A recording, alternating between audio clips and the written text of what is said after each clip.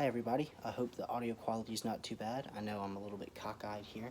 This is just my recording setup. Let me find my place real quick. We're on episode 7 of 32, which is our 32-part series on the NFL. I'm wearing a blanket. It's a little bit cold in here today. But we're on episode 7, which is the Cleveland Browns. The Cleveland Browns are a very interesting team because they were really bad.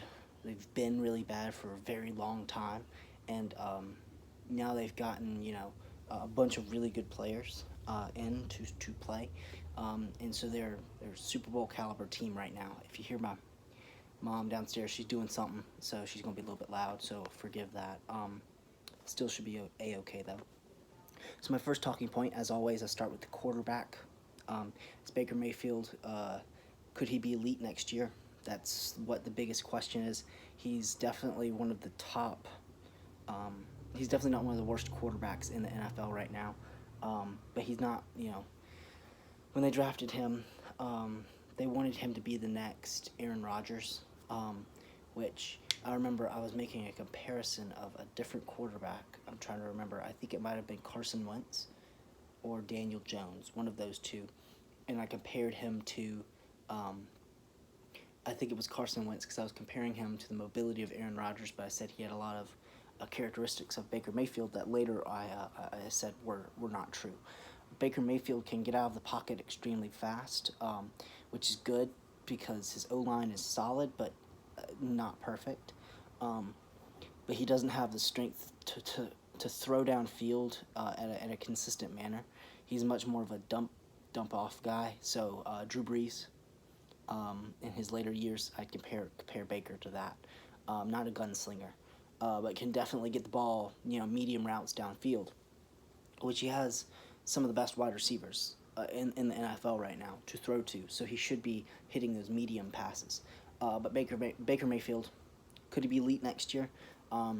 This is his last year, honestly, before we start saying, well, they should probably start looking at a different option at quarterback, because Baker, he's coming into his third season. He didn't get Rookie of the Year when he was the first overall pick. Should have got Rookie of the Year if to live up to that first round pick. But now he needs to get them into the playoffs. He needs to get them a first seed into the playoffs at least to cement that. And he's in the AFC, so he's got Patrick Mahomes and Lamar Jackson.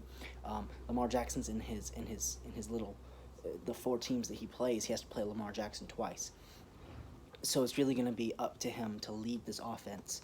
But he's not the most outspoken person in the locker room, which I'll get to him in a little bit. But we're going to move on to the running back situation. Baker Mayfield, he's going to be handing the ball off a lot. They have Nick Chubb. I don't understand why Nick Chubb went so late in the draft when he did. I thought he was the best running back there. He had that knee injury in Georgia, which hurt his stock a lot. But he's turned out to be a really, really, really good running back. And then they brought in Kareem Hunt, who had been on that 9-game suspension, I think, last season. He is going to be pushing to start over Nick Chubb every time. And my thinking is Nick Chubb is younger. He's better. I still can't believe he did that 99-yard run like 2 seasons ago. But Nick Chubb is definitely the better running back. Kareem Hunt is a more power back. I mean, when you look at him when he was on the Kansas City Chiefs with Patrick Mahomes and Tyreek Hill, they'd throw to Tyreek down the field, and then Kareem Hunt would get the big yards when they ran the ball. But Kareem Hunt is now his role is now very small. Nick Chubb can open the field.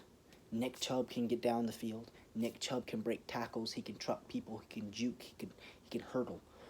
What does Kareem Hunt bring to the situation that Nick Chubb doesn't have?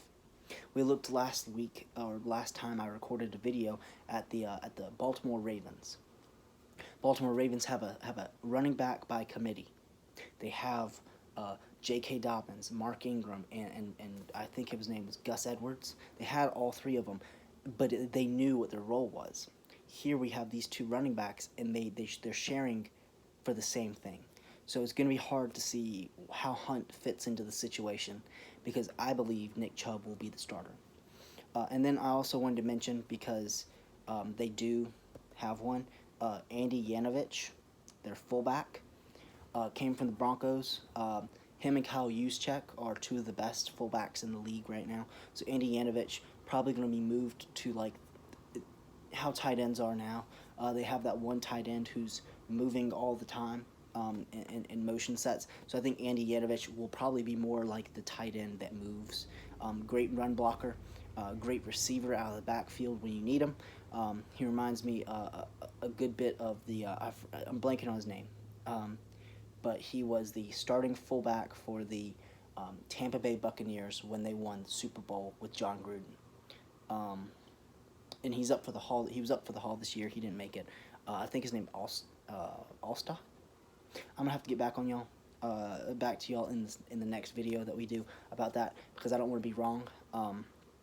But definitely a great fullback, and definitely something that they can't waste his talents. Next we go to their wide receivers. The Cleveland Browns traded for Odell Beckham Jr.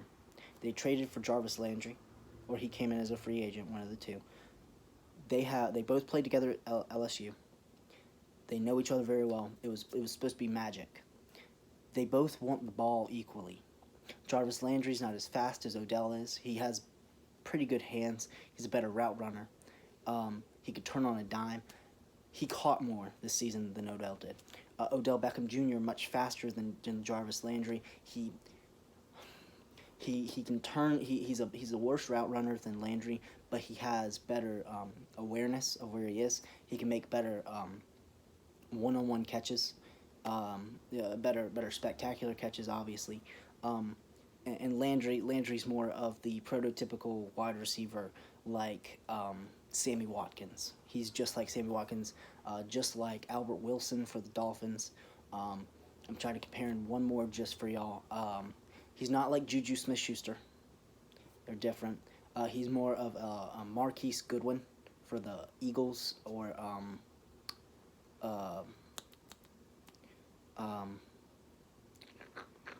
I'm sorry, Mohamed Sanu for the Patriots.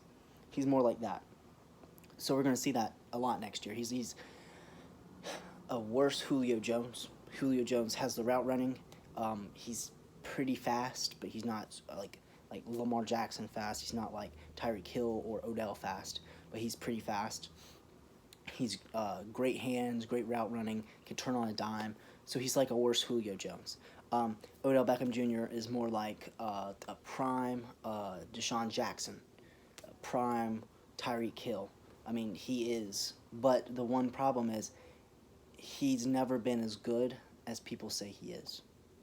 He hasn't put up the numbers. He hasn't put up the stats. He hasn't put up the things that are like, wow, this guy is like Jerry Rice good, which he's not. He will never be Jerry Rice. But he hasn't put up the numbers to even say, well, you know, Jerry Rice had these type of numbers. Let's compare him to him. Nowhere close. Odell Beckham Jr. had one good catch. That one-armed, impossible catch over Brandon Carr, I'm pretty sure is his name, for the Cowboys. That was like 5 years ago almost, or something like that, like 2015, 2016, 2017, one of those years. That's it. Well, actually, wasn't he on the cover in 2016? So that was 4 years ago. So it was like 2015 when he made that catch. So Odell Beckham, you have one good catch. You put up some good numbers with the Giants. Didn't do much with the Browns so far. A lot of rumors going around, you know, we should trade him. We don't need him. Let's trade him, blah, blah, blah. You do. He's a great wide receiver, and he wouldn't fit anywhere else. He needs to stay on the Browns. Because if you give someone that weapon that they can actually figure out how to use him, then you lose in total. And I don't know why the light's hitting me like that weird. I'm sorry, y'all. We go to the other wide receivers. Higgins, not T. Higgins, but Higgins. Starts with a T, but it's not T. Higgins. He'll be a great starter there, a great third down back. back. A great third down wide receiver, a great slot wide receiver, because Odell and Landry take up the first two. You have Tywan Taylor from the Titans. I don't know where else he's played, but he played for the Titans most notably. He's a great third slot receiver, third receiver, fourth receiver. He's good there. Tight ends, you have Austin Hooper they brought in, David Njoku, and Harrison Bryant. Harrison Bryant was drafted from FAU, Florida Atlantic, or maybe it was Florida International. One of those two. FIU, FAU. Yeah, one of those two. Njoku, last year before he, I'm pretty sure he got hurt and was out for the season. Great tight end. He's on, last end of his deal. He might be getting re-signed. Austin Hooper, beast, one of the best wide receivers in the NFL right now. Definitely underrated. Like Gronkowski, like Tony Gonzalez. That's how I picture him.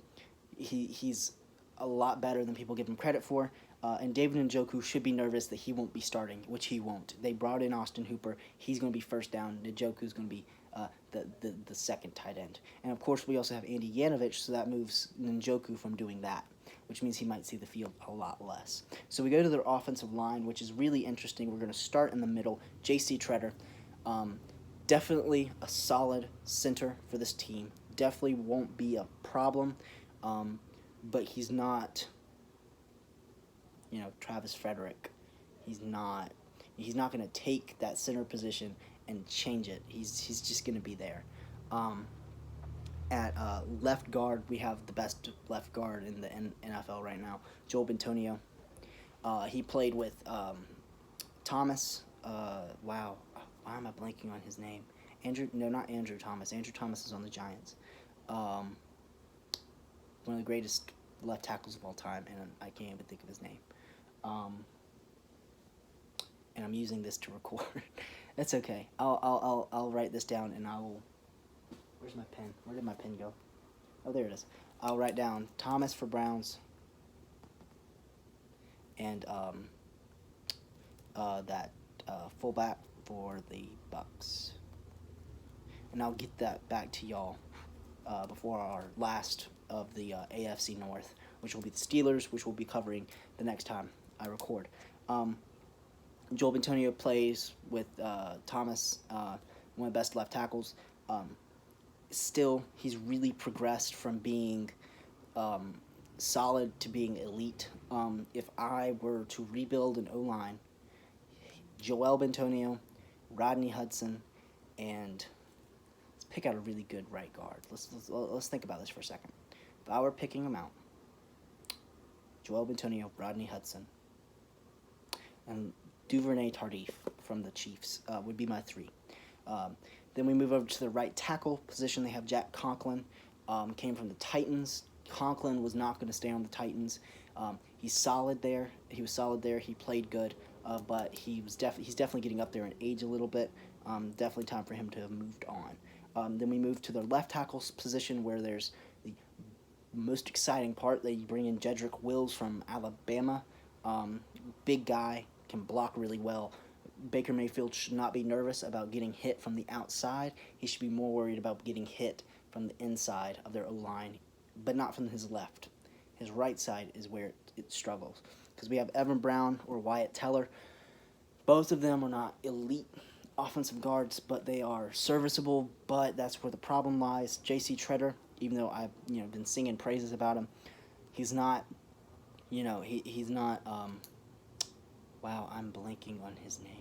He's not Jason Kelsey from the Eagles. So when somebody tries to rush them, they're going to go through their right guard and their center, through that gap.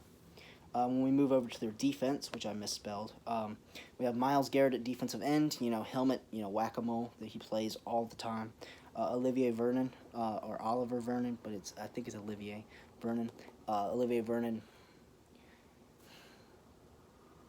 solid, but not who I would, go with if I were rebuilding, or if I were even to have him on defense.